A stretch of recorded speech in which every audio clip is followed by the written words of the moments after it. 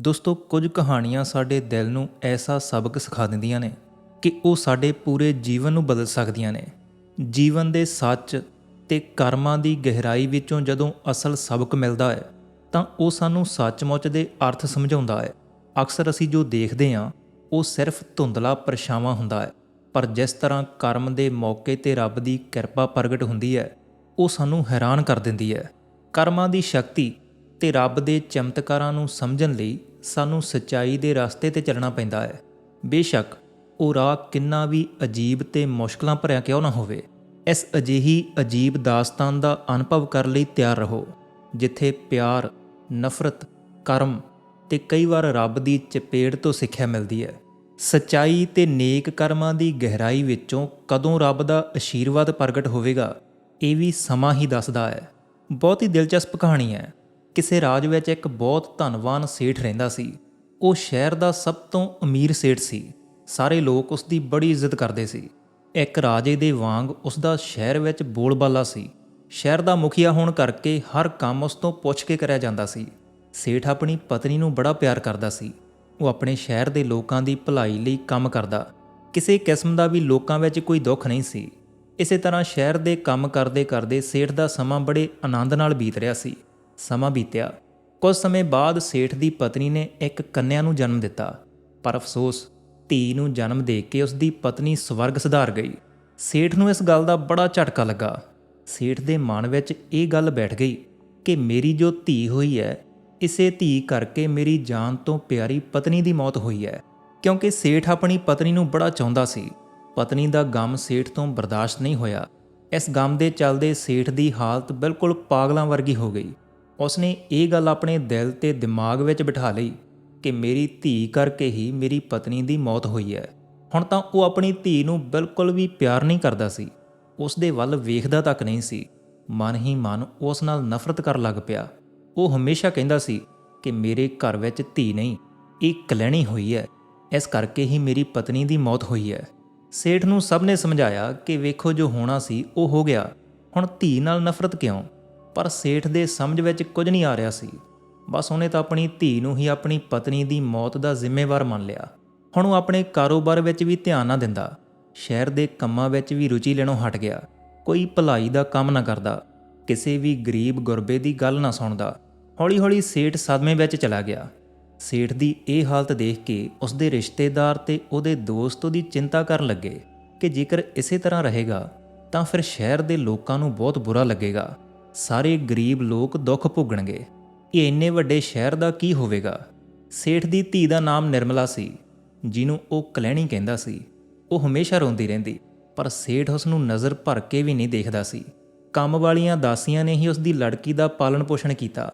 ਫਿਰ ਸੇਠ ਦੇ ਰਿਸ਼ਤੇਦਾਰਾਂ ਤੇ ਹੋਰ ਦੋਸਤਾਂ ਨੇ ਸਲਾਹ ਦਿੱਤੀ ਕਿ ਜੇਕਰ ਇਹ ਇਸੇ ਤਰ੍ਹਾਂ ਚੱਲਦਾ ਰਿਹਾ ਤਾਂ ਕਿਵੇਂ ਚੱਲੇਗਾ? ਸਾਰਾ ਕਾਰੋਬਾਰ ਠੱਪ ਹੋ ਜਾਵੇਗਾ। ਇਸ ਲਈ ਉਹਨਾਂ ਨੇ ਸੇਠ ਨੂੰ ਦੂਜਾ ਵਿਆਹ ਕਰਨ ਦਾ ਸੁਝਾਅ ਦਿੱਤਾ। ਸਭ ਨੇ ਕਿਹਾ ਕਿ ਤੇਰੀ ਧੀ ਲਈ ਵੀ ਮਾਂ ਦੇ ਪਿਆਰ ਦੀ ਲੋੜ ਹੈ ਤੇ ਤੈਨੂੰ ਤੇਰਾ ਗਮ ਵੀ ਭੁੱਲ ਜਾਵੇਗਾ, ਜੋ ਕਿ ਸੇਠ ਨੂੰ ਵੀ ਸਹੀ ਲੱਗਾ। ਦੋਸਤੋ, ਇਸ ਤਰ੍ਹਾਂ ਸੇਠ ਨੇ ਦੂਜਾ ਵਿਆਹ ਰਚਾ ਲਿਆ।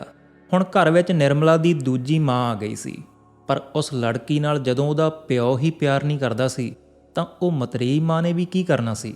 ਸੇਠ ਦੀ ਦੂਜੀ ਪਤਨੀ ਵੀ ਉਸ ਕੁੜੀ ਨਾਲ ਨਫ਼ਰਤ ਕਰਨ ਲੱਗ ਪਈ। ਉਸਨੇ ਕਦੇ ਉਸ ਬੱਚੀ ਨੂੰ ਨਹੀਂ ਅਪਣਾਇਆ। ਸੋ ਸਮਾਂ ਬੀਤਿਆ। ਨਿਰਮਲਾ ਹੁਣ 1 ਸਾਲ ਦੀ ਹੋ ਗਈ ਸੀ ਤੇ ਸੇਠ ਤਾਂ ਹਾਲੇ ਵੀ ਉਹਦੇ ਵੱਲ ਵੇਖਦਾ ਤੱਕ ਨਹੀਂ ਸੀ। ਸੇਠ ਹਮੇਸ਼ਾ ਉਸ ਨੂੰ ਨਫ਼ਰਤ ਭਰੀਆਂ ਨਜ਼ਰਾਂ ਨਾਲ ਦੇਖਦਾ।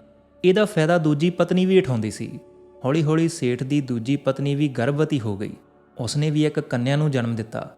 ਆਪਣੀ ਧੀ ਤੇ ਆਪਣੀ ਪਤਨੀ ਨੂੰ ਸਿਹਤਮੰਦ ਦੇਖ ਕੇ ਸੇਠ ਬਹੁਤ ਖੁਸ਼ ਹੋਇਆ। ਉਸ ਦੀ ਖੁਸ਼ੀ ਦੀ ਵਜ੍ਹਾ ਇਹ ਸੀ ਕਿ ਉਹਦੀ ਪਤਨੀ ਬਿਲਕੁਲ ਠੀਕ ਸੀ। ਇਸ ਲਈ ਉਹ ਆਪਣੀ ਦੂਸਰੀ ਧੀ ਨੂੰ ਚੰਗੇ ਲੱਛਣਾਂ ਵਾਲੀ ਸਮਝਦਾ ਸੀ। ਸੇਠ ਨੇ ਸ਼ਹਿਰ ਵਿੱਚ ਮਠਿਆਈਆਂ ਵੰਡਵਾਈਆਂ ਤੇ ਬਹੁਤ ਖੁਸ਼ੀਆਂ ਮਨਾਈਆਂ। ਸੇਠ ਨੇ ਉਹਦਾ ਨਾਮ ਸੁਭਾਗਵਤੀ ਰੱਖਿਆ। ਇਸ ਤਰ੍ਹਾਂ ਸੁਭਾਗਵਤੀ ਤੇ ਨਿਰਮਲਾ ਦੋਵੇਂ ਹੀ ਇਕੱਠੇ ਪਲਣ ਲੱਗੀਆਂ।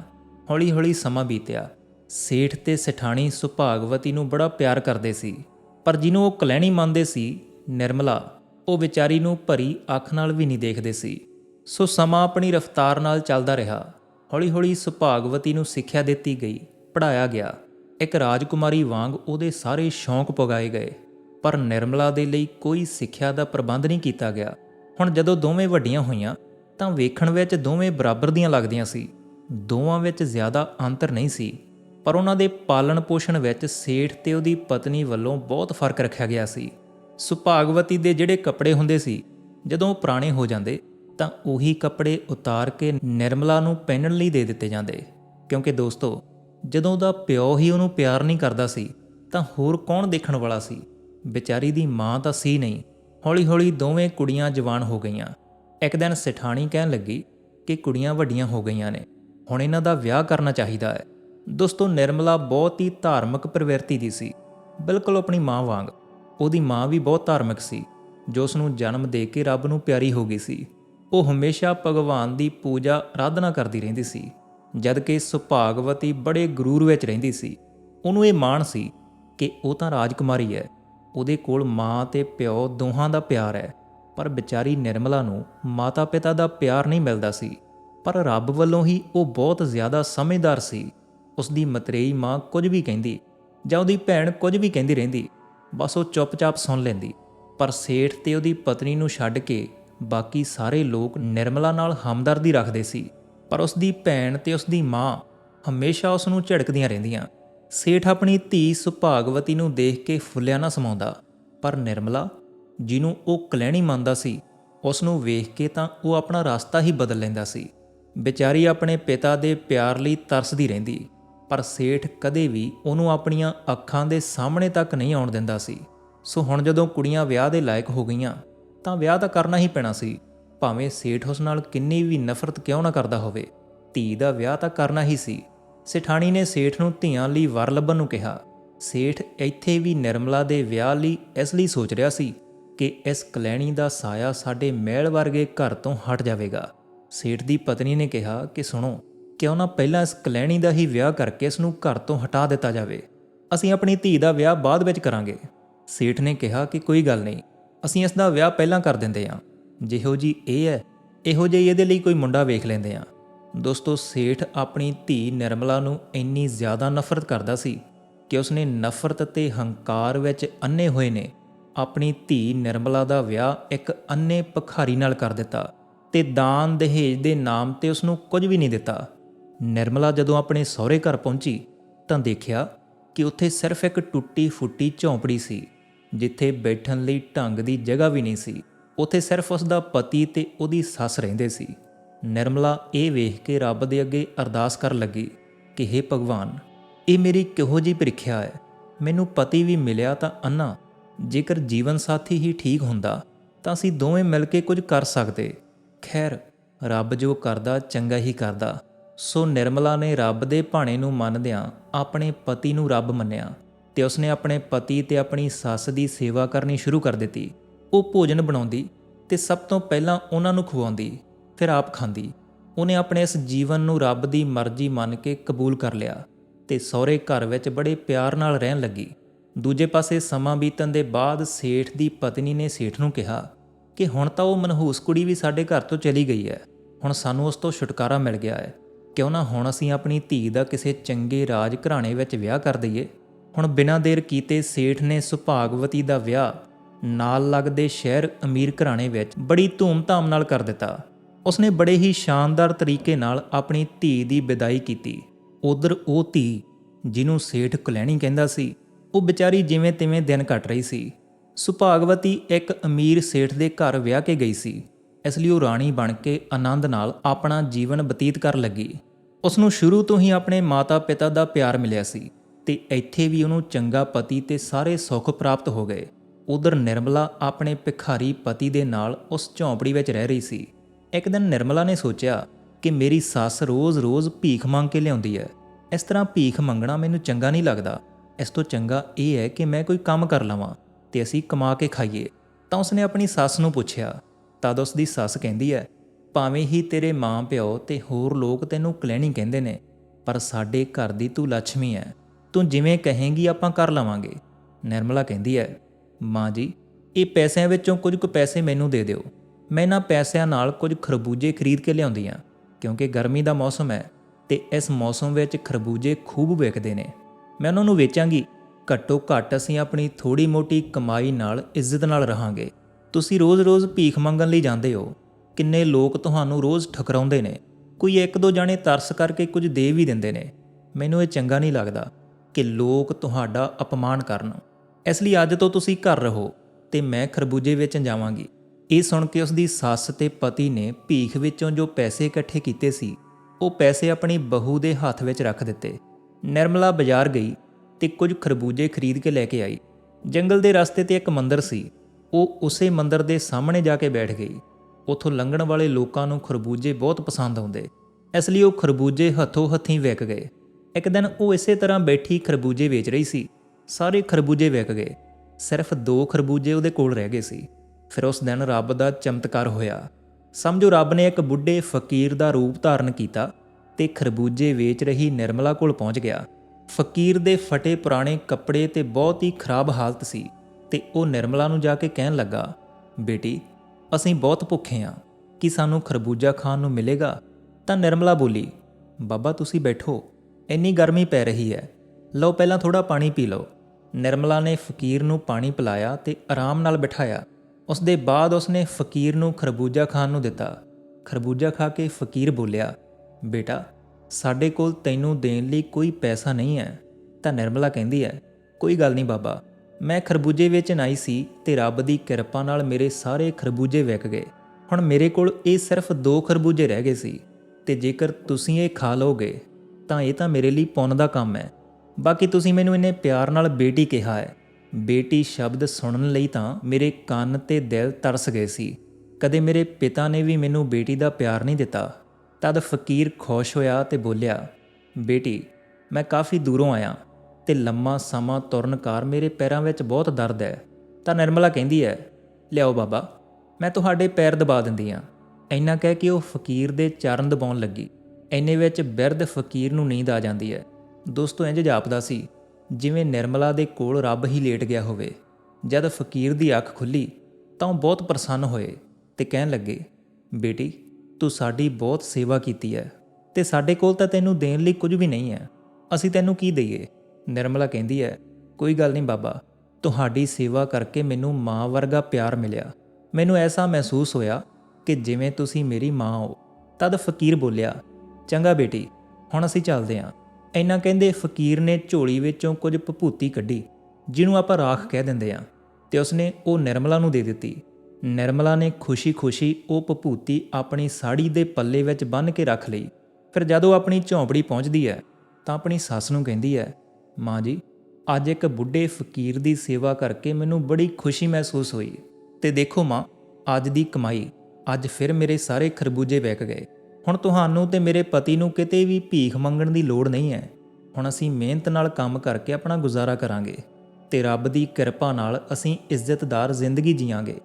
ਅੱਜ ਤੋਂ ਅਸੀਂ ਭੀਖ ਨਹੀਂ ਮੰਗਣੀ।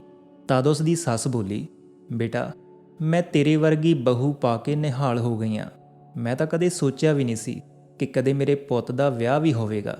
ਮੈਨੂੰ ਨਹੀਂ ਸੀ ਪਤਾ ਕਿ ਮੇਰੇ ਪੁੱਤ ਦੀ ਕਿਸਮਤ ਵਿੱਚ ਐਸੀ ਸੰਸਕਾਰਾਂ ਵਾਲੀ ਤੇ ਲੱਛਮੀ ਵਰਗੀ ਬਹੂ ਲਿਖੀ ਹੋਏਗੀ। ਮੈਂ ਤਾਂ ਰੱਬ ਦੀ ਬਹੁਤ ਸ਼ੁਕਰਗੁਜ਼ਾਰ ਹਾਂ ਕਿ ਉਸਨੇ ਮੇਰੇ ਪੁੱਤ ਦੀ ਕਿਸਮਤ ਵਿੱਚ ਤੈਨੂੰ ਲਿਖਿਆ।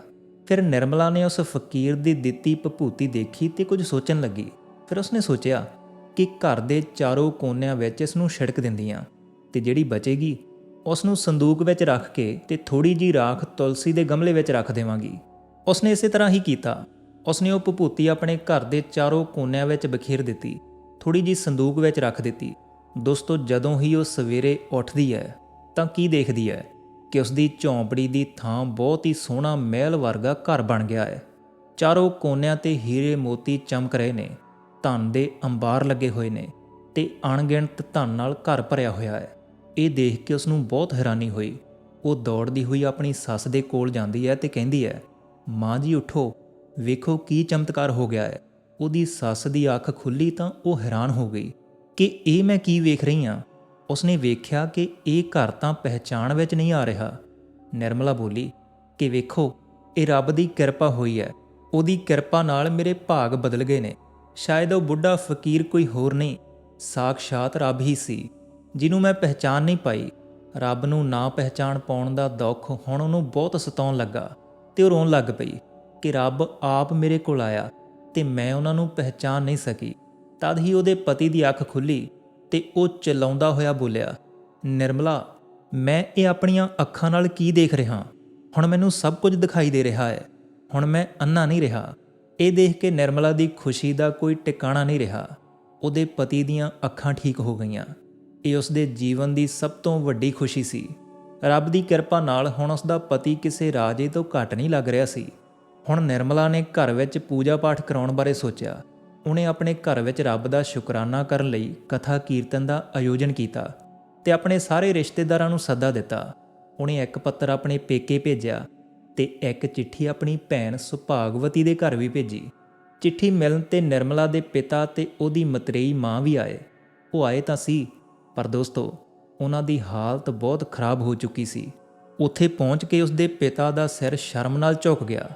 ਉਹ ਸੋਚ ਰਿਹਾ ਸੀ ਕਿ ਮੈਂ ਆਪਣੀ ਧੀ ਨਾਲ ਬਹੁਤ ਬੁਰਾ ਕੀਤਾ, ਪਰ ਉਹਦੇ ਨਸੀਬਾਂ ਦੇ ਸਾਹਮਣੇ ਕਿਸੇ ਦੀ ਨਹੀਂ ਚੱਲਦੀ। ਮੇਰੇ ਚਾਹੁਣ ਨਾਲ ਕੀ ਹੁੰਦਾ ਜਦੋਂ ਰੱਬ ਨੇ ਉਹਦਾ ਨਸੀਬ ਆਪਣੇ ਹੱਥਾਂ ਨਾਲ ਲਿਖਿਆ ਹੈ। ਹੁਣ ਉਹਦੇ ਮਾਤਾ-ਪਿਤਾ ਨੂੰ ਬਹੁਤ ਅਫਸੋਸ ਹੋ ਰਿਹਾ ਸੀ, ਕਿਉਂਕਿ ਜਦੋਂ ਨਿਰਮਲਾ ਤੇ ਸੁਭਾਗਵਤੀ ਦਾ ਵਿਆਹ ਹੋਇਆ ਸੀ ਤਾਂ ਉਹਦੇ ਪਿਤਾ ਨੇ ਆਪਣੀ ਧੀ ਨੂੰ ਕੁਝ ਵੀ ਨਹੀਂ ਦਿੱਤਾ ਸੀ ਤੇ ਜਾਣ ਬੁੱਝ ਕੇ ਇੱਕ ਅੰਨੇ ਭਿਖਾਰੀ ਨਾਲ ਉਹਦਾ ਵਿਆਹ ਕਰਵਾਇਆ ਸੀ। ਰੱਬ ਦੀ ਐਸੀ ਚਪੇੜ ਵੱਜੀ ਕਿ ਇਸੇ ਪਾਪ ਦੇ ਕਾਰਨ ਉਹਦਾ ਪਿਤਾ ਤੇ ਮਤਰੇਈ ਮਾਂ ਦੋਵੇਂ ਕੋੜੀ ਹੋ ਗਏ। ਬਹੁਤ ਇਲਾਜ ਕਰਨ ਦੇ ਬਾਵਜੂਦ ਵੀ ਉਹ ਠੀਕ ਨਹੀਂ ਹੋਏ। ਉਹਨਾਂ ਦੀ ਠਾਠ ਬਾਠ ਵੀ ਖਤਮ ਹੋ ਗਈ। ਲੋਕਾਂ ਵਿੱਚ ਸੇਠ ਲਈ ਰੋਸ ਪੈਦਾ ਹੋ ਗਿਆ, ਕਿਉਂਕਿ ਜਦੋਂ ਸ਼ਹਿਰ ਦਾ ਮੁਖੀਆ ਹੀ ਕਮਜ਼ੋਰ ਹੋਵੇ ਤਾਂ ਸ਼ਹਿਰ ਵੀ ਗਰੀਬ ਹੋ ਹੀ ਜਾਵੇਗਾ। ਉਹ ਸੇਠ ਹੁਣ ਸਿਰਫ ਨਾਂ ਦਾ ਸੇਠ ਰਹਿ ਗਿਆ ਸੀ। ਦੋਸਤੋ, ਜਦੋਂ ਉਹਦੀ ਭੈਣ ਸੁਭਾਗਵਤੀ ਆਈ ਤਾਂ ਆਪਣੀ ਭੈਣ ਦੀ ਸ਼ਾਨ ਸ਼ੌਕਤ ਵੇਖ ਕੇ ਉਹਦੀਆਂ ਅੱਖਾਂ ਫਟੀਆਂ ਰਹਿ ਗਈਆਂ। ਉਹ ਸੋਚਣ ਲੱਗੀ ਕਿ ਮੈਂ ਤਾਂ ਇੱਕ ਤਕੜੇ ਸੇਠ ਦੀ ਪਤਨੀ ਹਾਂ। ਮੇਰੇ ਕੋਲ ਇੰਨਾ ਵੱਡਾ ਘਰ ਹੈ, ਪਰ ਇਹ ਮਹਿਲ ਤੇ ਇਹਦੇ ਸਾਰੇ ਸੁੱਖ ਤਾਂ ਮੇਰੇ ਨਾਲੋਂ ਵੀ ਕਈ ਗੁਣਾ ਵਧੇਰੇ ਨੇ। ਆਪਣੀ ਭੈਣ ਦੀ ਸ਼ਾਨ ਦੇਖ ਕੇ ਉਹ ਬਹੁਤ ਹੀ ਬੇਚੈਨ ਹੋ ਗਈ ਤੇ ਕਹਿਣ ਲੱਗੀ, ਨਿਰਮਲਾ, ਤੈਨੂੰ ਇਹ ਸਭ ਕਿੱਥੋਂ ਮਿਲਿਆ ਤੇ ਕਿਵੇਂ ਮਿਲਿਆ? ਤਾਂ ਨਿਰਮਲਾ ਨੇ ਸਾਰੀ ਕਹਾਣੀ ਉਸਦੇ ਅੱਗੇ ਬਿਆਨ ਕਰ ਦਿੱਤੀ ਕਿ ਕਿਵੇਂ ਰੱਬ ਉੱਪਰ ਭਰੋਸੇ ਤੇ ਮਿਹਨਤ ਨੇ ਉਸਦੀ ਕਾਇਆ ਕਲਪ ਬਦਲ ਦਿੱਤੀ। ਇਹ ਸੁਣ ਕੇ ਉਸਦੀ ਭੈਣ ਸੁਭਾਗਵਤੀ ਦੇ ਮਨ ਅੰਦਰ ਹੋਰ ਵੀ ਜ਼ਿਆਦਾ ਲਾਲਚ ਆ ਗਿਆ। ਉਸਦੇ ਦਿਲ ਵਿੱਚ ਆਪਣੀ ਭੈਣ ਨੂੰ ਹੇਠਾਂ ਦੇਖਣ ਦੀ ਜ਼ਿੱਦ ਫਿਰ ਜਾਗ ਉੱਠੀ, ਕਿਉਂਕਿ ਉਹ ਹਮੇਸ਼ਾ ਤੋਂ ਚਾਹੁੰਦੀ ਸੀ ਕਿ ਨਿਰਮਲਾ ਕਦੇ ਵੀ ਉਸ ਤੋਂ ਉੱਪਰ ਨਾ ਪਹੁੰਚੇ। ਪਰ ਦੋਸਤੋ, ਜਿਹਨੂੰ ਰੱਬ ਉਠਾਵੇ ਉਹਨੂੰ ਭਲਾ ਕੌਣ ਰੋਕ ਸਕਦਾ ਹੈ? ਉੱਪਰ ਉਠਾਉਣ ਵਾਲਾ ਤਾਂ ਰੱਬ ਹੀ ਹੈ, ਕਿਉਂਕਿ ਗੁਰਬਾਣੀ ਵਿੱਚ ਵੀ ਫਰਮਾਨ ਹੈ, ਖਿਨ ਮਹਿ ਨੀਚ ਕੀਟ ਕਉ ਰਾਜ, ਪਾਰ ਬ੍ਰਹਮ ਗਰੀਬ ਨਿਵਾਜ। ਖਿਨ ਵਿੱਚ ਪ੍ਰਭੂ ਕੀੜੇ ਵਰਗੇ ਨੀਵੇਂ ਮਨੁੱਖ ਨੂੰ ਰਾਜ ਕਰਾ ਦਿੰਦਾ ਹੈ। ਉਹ ਰੱਬ ਗਰੀਬਾਂ ਤੇ ਮਿਹਰ ਕਰਨ ਵਾਲਾ ਹੈ। ਸੋ ਜਦੋਂ ਹੀ ਭੋਲੀ ਨਿਰਮਲਾ ਨੇ ਸਾਰੀ ਗੱਲ ਉਸ ਨੂੰ ਦੱਸ ਦਿੱਤੀ ਕਿ ਉਸਨੇ ਇੱਕ ਬੁੱਢੇ ਫਕੀਰ ਨੂੰ ਖਰਬੂਜੇ ਖਵਾਏ ਸੀ, ਜਿਨ੍ਹਾਂ ਦੇ ਅਸ਼ੀਰਵਾਦ ਨਾਲ ਇਹ ਸਭ ਕੁਝ ਹੋਇਆ ਹੈ, ਆਪਣੀ ਭੈਣ ਤੋਂ ਇਹ ਸਭ ਜਾਣ ਕੇ ਸੁਭਾਗਵਤੀ ਆਪਣੇ ਘਰ ਆ ਕੇ ਪਤੀ ਨੂੰ ਬੋਲੀ ਕਿ ਮੈਂ ਵੀ ਖਰਬੂਜੇ ਵੇਚਣ ਜਾਵਾਂਗੀ। ਉਹਦੇ ਪਤੀ ਨੇ ਜਵਾਬ ਦਿੱਤਾ ਕਿ ਤੂੰ ਇਹ ਕਿਹੋ ਜਿਹੀਆਂ ਗੱਲਾਂ ਕਰ ਰਹੀ ਹੈ? ਸਾਡੇ ਘਰ ਵਿੱਚ ਕਿਸੇ ਚੀਜ਼ ਦੀ ਕੋਈ ਕਮੀ ਨਹੀਂ ਹੈ ਤੇ ਤੇਰੀ ਭੈਣ ਇੰਨੀ ਗਰੀਬ ਸੀ। ਉਹਦੀ ਸੱਚੀ ਸ਼ਰਧਾ ਤੇ ਭਗਤੀ ਦੇਖ ਕੇ ਉਹਦੇ ਤੇ ਰੱਬ ਨੇ ਕਿਰਪਾ ਕੀਤੀ ਹੈ। ਪਰ ਤੂੰ ਕਿਉਂ ਇੰਨੀ ਜਲਨ ਵਿੱਚ ਮਰੀ ਜਾ ਰਹੀ ਹੈ? ਤੇਰੇ ਕੋਲ ਕਿਸ ਚੀਜ਼ ਦੀ ਕਮੀ ਹੈ? ਪਰ ਦੋਸਤੋ, ਸੁਭਾਗਵਤੀ ਨਹੀਂ ਮੰਨੀ। ਉਹ ਆਪਣੀ ਭੈਣ ਨੂੰ ਨੀਵਾਂ ਦਿਖਾਉਣ ਵਿੱਚ ਇੰਨੀ ਅੰਨੀ ਹੋ ਚੁੱਕੀ ਸੀ ਕਿ ਉਸਨੇ ਆਪਣੇ ਮਾਂ-ਪਿਓ ਦਾ ਹਾਲ ਵੀ ਨਹੀਂ ਦੇਖਿਆ ਕਿ ਉਹਨਾਂ ਨੂੰ ਨਿਰਮਲਾ ਨਾਲ ਬੁਰਾ ਵਰਤਾਵ ਕਰਨ ਦਾ ਕੀ ਫਲ ਮਿਲ ਰਿਹਾ ਹੈ। ਉਹ ਬੋਲੀ ਕਿ ਨਹੀਂ ਜੀ, ਮੈਂ ਤਾਂ ਖਰਬੂਜੇ ਵੇਚਣੇ ਹੀ ਨੇ। ਤਾਂ ਪਤੀ ਕਹਿੰਦਾ ਹੈ ਕਿ ਠੀਕ ਹੈ, ਜੇ ਮੇਰੀ ਗੱਲ ਨਹੀਂ ਮੰਨਣੀ ਤਾਂ ਚਲੀ ਜਾ। ਉਹਨੇ ਇੱਕ ਝੋਲੇ ਵਿੱਚ ਖਰਬੂਜੇ ਭਰ ਲਏ ਤੇ ਇੱਕ ਮੰਦਰ ਦੇ ਸਾਹਮਣੇ ਬੈਠ ਕੇ ਖਰਬੂਜੇ ਵੇਚਣ ਲੱਗੀ। ਦੋਸਤੋ, ਰੱਬ ਤਾਂ ਜਾਣੀ ਜਾਣ ਹੈ, ਉਹ ਸਭ ਦੇ ਦਿਲਾਂ ਦੀਆਂ ਜਾਣਦਾ ਹੈ। ਉਸ ਦਿਨ ਰੱਬ ਇੱਕ ਬਿਰਧ ਮਾਤਾ ਦੇ ਰੂਪ ਵਿੱਚ ਸੁਭਾਗਵਤੀ ਕੋਲ ਗਿਆ। ਜਾ ਕੇ ਕਿਹਾ ਕਿ ਬੇਟਾ, ਮੈਨੂੰ ਬਹੁਤ ਤੇਜ਼ ਭੁੱਖ ਲੱਗੀ ਹੈ, ਗਰਮੀ ਦੇ ਮਾਰੇ ਬੁਰਾ ਹਾਲ ਹੈ, ਬਹੁਤ ਪਿਆਸ ਵੀ ਲੱਗੀ ਹੈ, ਕੁਝ ਪਾਣੀ ਪਿਲਾ ਦਿਓ ਤੇ ਕੁਝ ਖਰਬੂਜਾ ਖਾਣ ਨੂੰ ਦੇ ਦਿਓ। ਸੁਭਾਗਵਤੀ ਗੁੱਸੇ ਨਾਲ ਬੋਲੀ, ਹਟੋ ਇੱਥੋਂ, ਸਵੇਰ ਤੋਂ ਕੁਝ ਵੀ ਨਹੀਂ ਵਿਕਿਆ, ਪਤਾ ਨਹੀਂ ਕਿੱਥੋਂ ਇਹ ਭਿਖਾਰੀ ਆ ਜਾਂਦੇ ਨੇ। ਬਿਰਧ ਮਾਤਾ ਉੱਥੋਂ ਜਾਂਦੀ ਨਹੀਂ, ਸਗੋਂ ਦੇ ਕੋਲ ਹੋ ਕੇ ਬੈਠ ਜਾਂਦੀ ਹੈ। ਸੁਭਾਗਵਤੀ ਫਿਰ ਗੁੱਸੇ ਵਿੱਚ ਕਹਿੰਦੀ ਹੈ ਕਿ ਇੱਥੋਂ ਹਟ ਜਾਓ, ਤੂੰ ਇੰਨੀ ਮੈਲੀ ਕਚੈਲੀ ਹੈ। ਮੈਂ ਇੱਥੇ ਖਰਬੂਜੇ ਵੇਚਣ ਆਈ ਹਾਂ ਤੇ ਤੈਨੂੰ ਵੇਖ ਕੇ ਕੋਈ ਵੀ ਖਰੀਦਣ ਨਹੀਂ ਆ ਰਿਹਾ। ਅਜੇ ਤੱਕ ਮੇਰਾ ਇੱਕ ਵੀ ਖਰਬੂਜਾ ਨਹੀਂ ਵਿਕਿਆ। ਇੰਨੇ ਵਿੱਚ ਸੁਭਾਗਵਤੀ ਦੀ ਨਜ਼ਰ ਬੁੱਢੀ ਔਰਤ ਦੀ ਇੱਕ ਥੈਲੀ ਵੱਲ ਗਈ, ਜਿਹਦੇ ਵਿੱਚ ਭਭੂਤੀ ਸੀ, ਰਾਖ ਸੀ। ਤਾਂ ਸੁਭਾਗਵਤੀ ਦੀਆਂ ਅੱਖਾਂ ਵਿੱਚ ਚਮਕ ਆ ਗਈ। ਉਹ ਉਦੋਂ ਹੀ ਪਖੰਡ ਕਰਨ ਲੱਗ ਪਈ। ਉਹ ਉਸ ਬਿਰਧ ਔਰਤ ਦੇ ਪੈਰੀਂ ਡਿੱਗ ਪਈ ਤੇ ਕਹਿਣ ਲੱਗੀ, ਮੇਰੇ ਲਈ ਤਾਂ ਤੁਸੀਂ ਹੀ ਰੱਬ ਹੋ, ਤੁਸੀਂ ਜਿੰਨੇ ਚਾਹੋ ਖਰਬੂਜੇ ਖਾ ਲਓ, ਇਹ ਭਭੂਤੀ ਦੀ ਰਾਖ ਮੈਨੂੰ ਦੇ ਦਿਓ।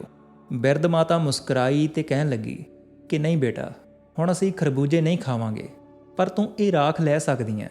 ਉਹਨਾਂ ਨੇ ਉਸ ਨੂੰ ਥੋੜ੍ਹੀ ਜਿਹੀ ਭਭੂਤੀ ਦੇ ਦਿੱਤੀ ਤੇ ਕਿਹਾ ਜਿਵੇਂ ਚਾਹੇ ਇਹਦਾ ਇਸਤੇਮਾਲ ਕਰ ਲੈ। ਉਹ ਖੁਸ਼ੀ-ਖੁਸ਼ੀ ਘਰ ਪਹੁੰਚੀ ਤੇ ਆਪਣੇ ਪਤੀ ਨੂੰ ਕਹਿਣ ਲੱਗੀ ਕਿ ਉਸ ਨੂੰ ਵੀ ਭਭੂਤੀ ਮਿਲ ਗਈ ਹੈ। ਰਾਤ ਨੂੰ ਉਸਨੇ ਸਾਰੇ ਕੰਮ ਖਤਮ ਕੀਤੇ ਤੇ ਉਸਨੇ ਉਸ ਰਾਖ ਨੂੰ ਸਾਰੇ ਘਰ ਵਿੱਚ ਛਿੜਕ ਦਿੱਤਾ। ਕੁਝ ਸੰਦੂਕ ਵਿੱਚ ਰੱਖ ਦਿੱਤੀ ਤੇ ਕੁਝ ਤੁਲਸੀ ਦੇ ਗਮਲੇ ਵਿੱਚ ਰੱਖ ਦਿੱਤੀ। ਉਹ ਸਾਰੇ ਕੰਮ ਕਰਕੇ ਤੇ ਖਾਣਾ ਖਾ ਕੇ ਸੌਂ ਗਈ। ਸਾਰੀ ਰਾਤ ਉਸ ਨੂੰ ਨੀਂਦ ਨਾ ਆਈ, ਕਿਉਂਕਿ ਉਹ ਸੋਚਦੀ ਰਹੀ ਕਿ ਸਵੇਰੇ ਜਦੋਂ ਉੱਠੇਗੀ ਤਾਂ ਉਹਦੇ ਮਹਿਲ ਵਿੱਚ ਹੀਰੇ ਮੋਤੀਆਂ ਦੇ ਅੰਬਾਰ ਲੱਗੇ ਹੋਣਗੇ। ਉਹ ਸੋਚ-ਸੋਚ ਕੇ ਬਹੁਤ ਖੁਸ਼ ਹੋ ਰਹੀ ਸੀ ਕਿ ਉਹ ਆਪਣੀ ਭੈਣ ਨੂੰ ਨੀਵਾਂ ਦਿਖਾਏਗੀ। ਪਰ ਜਦੋਂ ਸਵੇਰੇ ਉਸਨੇ ਅੱਖਾਂ ਖੋਲ੍ਹੀਆਂ ਤਾਂ ਉਹਦਾ ਸਾਰਾ ਮਹਿਲ ਵਰਗਾ ਘਰ ਝੌਂਪੜੀ ਵਿੱਚ ਬਦਲ ਗਿਆ। ਚਾਰੇ ਪਾਸੇ ਕੀੜੇ ਮਕੌੜੇ ਭਿਣ-ਭਿਣਾ ਰਹੇ ਸੀ। ਸੁਭਾਗਵਤੀ ਦਾ ਦਿਲ ਡਰ ਗਿਆ ਤੇ ਉਹ ਮੂੰਹ ਫੜ ਕੇ ਰੋਣ ਲੱਗੀ। ਉਹ ਚੀਕ-ਚੀਕ ਕੇ ਕਹਿਣ ਲੱਗੀ, ਹੇ ਭਗਵਾਨ, ਇਹ ਕੀ ਹੋ ਗਿਆ? ਉਹ ਗਾਲਾਂ ਦੇਣ ਲੱਗੀ, ਆਪਣੀ ਭੈਣ ਨੂੰ ਬੁਰਾ ਭਲਾ ਕਹਿਣ ਲੱਗੀ ਕਿ ਇਹ ਸਭ ਉਸਨੇ ਕਰਵਾਇਆ ਹੈ। ਉਹਦੇ ਸਾਏ ਨੇ ਮੇਰੇ ਘਰ ਨੂੰ ਬਰਬਾਦ ਕਰ ਦਿੱਤਾ। ਉਸ ਦਾ ਪਤੀ ਉਸ ਨੂੰ ਸਮਝਾਉਣ ਲੱਗਾ ਕਿ ਤੂੰ ਆਪਣੇ ਲਾਲਚ ਵਿੱਚ ਆ ਕੇ ਇਹ ਸਭ ਕੀਤਾ, ਇਸ ਲਈ ਤੇਰੇ ਨਾਲ ਇਹ ਹੋਇਆ। ਤੇਰੀ ਭੈਣ ਦਿਲ ਦੀ ਬਹੁਤ ਚੰਗੀ ਹੈ। ਉਹਦੀ ਸੱਚੀ ਭਗਤੀ ਦੇਖ ਕੇ ਹੀ ਭਗਵਾਨ ਨੇ ਉਸ 'ਤੇ ਕਿਰਪਾ ਕੀਤੀ ਹੈ। ਪਰ ਤੂੰ ਲਾਲਚ ਵਿੱਚ ਸੀ ਤੇ ਤੂੰ ਆਪਣੀ ਖੁਸ਼ੀ ਨੂੰ ਵੀ ਗੁਆ ਬੈਠੀ। ਜੋ ਕੁਝ ਵੀ ਹੁੰਦਾ ਹੈ ਉਸ ਵਿੱਚ ਸੰਤੋਖ ਕਰਨਾ ਚਾਹੀਦਾ ਹੈ। ਜਦੋਂ ਇਹ ਖਬਰ ਉਸ ਦੇ ਪੇਕੇ ਘਰ ਪਹੁੰਚੀ ਤਾਂ ਉਸ ਦੇ ਮਾਤਾ-ਪਿਤਾ, ਜੋ ਹੁਣ ਕੋੜੀ ਹੋ ਚੁੱਕੇ ਸੀ, ਉਸ ਨੂੰ ਦੇਖਣ ਲਈ ਆਏ। ਉਹ ਆਪਣੀ ਧੀ ਦਾ ਦੁੱਖ ਵੰਡਾਉਣ ਦੇ ਲਈ ਆਏ, ਪਰ ਸੁਭਾਗਵਤੀ ਨੇ ਉਹਨਾਂ ਨੂੰ ਵੀ ਘਰ ਤੋਂ ਬਾਹਰ ਕੱਢ ਦਿੱਤਾ। ਇਸ ਸਾਰੇ ਮਾਮਲੇ ਦਾ ਜਦੋਂ ਨਿਰਮਲਾ ਨੂੰ ਪਤਾ ਲੱਗਿਆ ਤਾਂ ਉਹ ਆਪਣੇ ਪਤੀ ਦੇ ਨਾਲ ਉਸ ਨੂੰ ਮਿਲਣ ਦੇ ਲਈ ਆਈ। ਨਿਰਮਲਾ ਨੇ ਆਪਣਾ ਅੱਧਾ ਧਨ ਆਪਣੇ ਮਾਤਾ-ਪਿਤਾ ਨੂੰ ਦਿੱਤਾ ਤੇ ਆਪਣੀ ਭੈਣ ਦਾ ਘਰ-ਬਾਰ ਫਿਰ ਤੋਂ ਵਸਾਇਆ, ਪਰ ਉਹਦੇ ਮਾਂ-ਪਿਓ ਆਪਣੇ ਕਰਮਾਂ ਦੇ ਫਲ ਤੋਂ ਬਚ ਨਹੀਂ ਸਕੇ। ਨਿਰਮਲਾ ਦੇ ਮਾਤਾ-ਪਿਤਾ, ਜੋ ਹੁਣ ਕੋੜੀ ਹੋ ਚੁੱਕੇ ਸੀ, ਬਹੁਤ ਇਲਾਜ ਦੇ ਬਾਵਜੂਦ ਠੀਕ ਨਹੀਂ ਹੋ ਸਕੇ। ਉਹਨਾਂ ਦੇ ਪਾਪ ਇੰਨੇ ਵੱਧ ਚੁੱਕੇ ਸੀ ਕਿ ਕਿਸੇ ਵੀ ਦਵਾਈ ਨਾਲ ਉਹਨਾਂ ਦਾ ਇਲਾਜ ਨਹੀਂ ਸੀ ਹੋ ਸਕਦਾ। ਉਹਨਾਂ ਨੂੰ ਹੁਣ ਆਪਣੀ ਗਲਤੀ ਦਾ ਪੂਰਾ ਅਹਿਸਾਸ ਹੋ ਗਿਆ ਸੀ ਕਿ ਜਿਹਨੂੰ ਉਹ ਕਲੈਣੀ ਮੰਨਦੇ ਸੀ, ਉਹ ਹਕੀਕਤ ਵਿੱਚ ਸਾਕਸ਼ਾਤ ਲక్ష్ਮੀ ਹੈ। ਉਹ ਆਪਣੀ ਇਸ ਗਲਤੀ ਲਈ ਪਛਤਾਵਾ ਕਰਦੇ ਹੋਏ ਮਾਫੀ ਦੀ ਭਾਵਨਾ ਨਾਲ ਆਪਣੇ ਕਰਮਾਂ ਲਈ ਭਗਵਾਨ ਤੋਂ ਮਾਫੀ ਮੰਗਦੇ ਰਹੇ। ਪਰ ਪਾਪਾਂ ਦਾ ਬੋਝ ਇੰਨਾ ਵੱਡਾ ਸੀ ਕਿ ਉਹਨਾਂ ਨੂੰ ਸੁੱਖ ਦਾ ਕੋਈ ਰਾਹ ਨਹੀਂ ਮਿਲ ਸਕਿਆ। ਇਸ ਤਰ੍ਹਾਂ ਉਹ ਦਰਦ ਤੇ ਤਕਲੀਫ ਵਿੱਚ ਆਪਣੇ ਜੀਵਨ ਦੇ ਬਾਕੀ ਦਿਨ ਗੁਜ਼ਾਰਦੇ ਹੋਏ ਆਪਣੇ ਕੀਤੇ ਕਰਮਾਂ ਦਾ ਫਲ ਭੋਗਦੇ ਗੁਜ਼ਰ ਗਏ। ਦੂਜੇ ਪਾਸੇ ਨਿਰਮਲਾ ਤੇ ਉਹਦਾ ਪਤੀ ਰੱਬ ਦੀ ਕਿਰਪਾ ਨਾਲ ਆਨੰਦ ਤੇ ਖੁਸ਼ਹਾਲੀ ਵਿੱਚ ਰਹਿਣ ਲੱਗੇ। ਉਹ ਦੋਵੇਂ ਨਿਰੰਤਰ ਧਾਰਮਿਕ ਕੰਮਾਂ ਵਿੱਚ ਜੁਟੇ ਰਹੇ ਤੇ ਹਮੇਸ਼ਾ ਦੁਆ ਕਰਦੇ ਰਹੇ ਕਿ ਉਹਨਾਂ ਦੇ ਜੀਵਨ ਵਿੱਚ ਸਹੀ ਰਸਤਾ ਤੇ ਚੰਗੇ ਕਰਮ ਹੀ ਆਉਣ। ਦੋਸਤੋ, ਜੀਵਨ ਵਿੱਚ ਹਰ ਸਥਿਤੀ ਤੇ ਹਰ ਵਾਪਰ ਰਹੀ ਘਟਨਾ ਸਾਨੂੰ ਇੱਕ ਸਬਕ ਸਿਖਾਉਂਦੀ ਹੈ। ਇਸ ਕਹਾਣੀ ਨੇ ਸਾਨੂੰ ਸਿਖਾਇਆ ਕਿ ਪਿਆਰ, ਸੱਚਾਈ ਤੇ ਸੰਤੋਖ ਦੀਆਂ ਰਾਹਾਂ ਤੇ ਚੱਲ ਕੇ ਹੀ ਅਸੀਂ ਰੱਬ ਦੀ ਕਿਰਪਾ ਦੇ ਹੱਕਦਾਰ ਬਣ ਸਕਦੇ ਹਾਂ। ਪੈਸਾ, ਗਰੂਰ ਤੇ ਕਲੰਕਤ ਖਿਆਲ ਸਿਰਫ ਜੀਵਨ ਨੂੰ ਕਮਜ਼ੋਰ ਕਰਦੇ ਨੇ। ਸੱਚੇ ਮਨ ਨਾਲ ਕੀਤੀ ਸੇਵਾ ਤੇ ਸਾਫ਼ ਦਿਲ ਨਾਲ ਕੀਤੇ ਕਰਮਾਂ ਦਾ ਫਲ ਕਦੇ ਅਧੂਰਾ ਨਹੀਂ ਰਹਿੰਦਾ। ਨਿਰਮਲਾ ਨੇ, ਹਾਲਾਂਕਿ ਉਸ ਦੇ ਨਾਲ ਕੁਝ ਵੀ ਚੰਗਾ ਨਹੀਂ ਸੀ ਹੋ ਰਿਹਾ, ਫਿਰ ਵੀ ਉਸਨੇ ਆਪਣੇ ਧਰਮ, ਭਰੋਸੇ ਤੇ ਮਿਹਨਤ ਦੇ ਨਾਲ ਰੱਬ ਦਾ ਆਸ਼ੀਰਵਾਦ ਹਾਸਲ ਕੀਤਾ। ਉਸ ਦੇ ਮਾਂ-ਪਿਓ ਦੇ ਕਰਮਾਂ ਨੇ ਉਹਨਾਂ ਨੂੰ ਦੁੱਖਾਂ ਦੇ ਰਾਹ 'ਤੇ ਲਿਆ ਕੇ ਖੜਾ ਕਰ ਦਿੱਤਾ, ਕਿਉਂਕਿ ਕਰਮਾਂ ਦਾ ਫਲ ਅਟੱਲ ਹੁੰਦਾ ਹੈ। ਇਸ ਕਹਾਣੀ ਦੇ ਸਬਕ ਵਿੱਚੋਂ ਸਮਝ ਆਉਂਦੀ ਹੈ ਕਿ ਜੇਕਰ ਅਸੀਂ ਚੰਗੇ ਕਰਮ ਕਰੀਏ, ਰੱਬ ਕਦੇ ਵੀ ਸਾਡੀ ਸੇਵਾ ਦਾ ਮੂਲ ਨਹੀਂ ਕੱਟਦਾ ਤੇ ਸੱਚੇ ਮਨ ਤੋਂ ਕੀਤੇ ਗੁਣਾਂ ਦਾ ਫਲ ਬੇਅੰਤ ਹੀ ਮਿਲਦਾ ਹੈ ਤੇ ਉਸ ਰੱਬ ਦੇ ਇਨਸਾਫ ਦੇ ਅੱਗੇ ਕਿਸੇ ਦਾ ਗਰੂਰ ਨਹੀਂ ਚੱਲਦਾ। ਸੱਚ ਤੇ ਸੇਵਾ ਦੇ ਰਾਹ 'ਤੇ ਚੱਲਣਾ ਹੀ ਸਾਡੀ ਆਤਮਿਕ ਸਫਲਤਾ ਦਾ ਮੂਲ ਹੈ। ਜਿਵੇਂ ਕਿ ਨਿਰਮਲਾ ਨੇ ਆਪਣੀ ਨਿਮਰਤਾ ਤੇ ਸੱਚੀ ਸੇਵਾ ਦੇ ਨਾਲ ਸਭ ਤੋਂ ਉੱਚਾ ਦਰਜਾ ਹਾਸਲ ਕੀਤਾ। ਇਹ ਦਰਸਾਉਂਦਾ ਹੈ ਕਿ ਕਰਮਾਂ ਦੀ ਤਾਕਤ ਨਾਲ ਉਪਕਾਰ ਦੇ ਰਾਹ ਖੋਲ੍ਹੇ ਜਾ ਸਕਦੇ ਨੇ। ਉਸ ਦੇ ਮਾਂ-ਪਿਓ ਆਪਣੇ ਕਰਮਾਂ ਦੇ ਪਾਪਾਂ ਨੂੰ ਸਮਝਣ ਦੇ ਬਾਵਜੂਦ ਆਪਣੇ ਕਰਮਾਂ ਦੇ ਫਲ ਤੋਂ ਬਚ ਨਹੀਂ ਸਕੇ। ਇਸੇ ਤਰ੍ਹਾਂ ਅਸਲ ਖੁਸ਼ੀ ਤੇ ਆਨੰਦ ਸੰਤੋਖ ਨਾਲ ਮਿਲਦੇ ਨੇ ਤੇ ਅਸਲ ਕਰਮਾਂ ਦੇ ਬੀਜੇ ਅਸੀਮ ਸੁੱਖਾਂ ਦੇ ਫਲ ਹੀ ਪੈਦਾ ਹੁੰਦੇ ਨੇ। ਕਹਾਣੀ ਸਾਨੂੰ ਸਬਕ ਦਿੰਦੀ ਹੈ ਕਿ ਜੇਕਰ ਅਸੀਂ ਸੰਤੋਖ, ਸੇਵਾ ਤੇ ਸੱਚਾਈ ਨੂੰ ਜੀਵਨ ਦਾ ਅੰਗ ਬਣਾਈਏ ਤਾਂ ਸਾਡਾ ਭਲਾ ਹੀ ਹੋਵੇਗਾ ਤੇ ਅਸੀਂ ਆਪਣੀ ਅਸਲ ਮੰਜ਼ਿਲ ਨੂੰ ਹਾਸਲ ਕਰ ਲਵਾਂਗੇ। ਸੋ ਦੋਸਤੋ, ਮੈਨੂੰ ਉਮੀਦ ਹੈ ਕਿ ਇਹ ਕਹਾਣੀ ਤੁਹਾਨੂੰ ਪਸੰਦ ਆਈ ਹੋਵੇਗੀ ਤੇ ਇਸ ਤੋਂ ਮਿਲੀ ਸਿੱਖਿਆ ਨੂੰ ਤੁਸੀਂ ਆਪਣੀ ਪੂਰੀ ਜ਼ਿੰਦਗੀ ਯਾਦ ਰੱਖੋਗੇ। ਸੋ ਮੈਂ ਇਸੇ ਤਰ੍ਹਾਂ ਕੰਮ ਦੇ ਕਿੱਸੇ ਲਿਆਉਂਦਾ ਰਹਾਂਗਾ ਜੁੜੇ ਰਹੋ ਪੰਜਾਬੀ ਅਲਫਾਜ਼ ਦੇ ਨਾਲ। ਮਿਲਦੇ ਹਾਂ ਅਗਲੀ ਵੀਡੀਓ ਦੇ ਵਿੱਚ। ਆਪਣਾ ਖਿਆਲ ਰੱਖੋ। ਸ਼ੁਕਰੀਆ।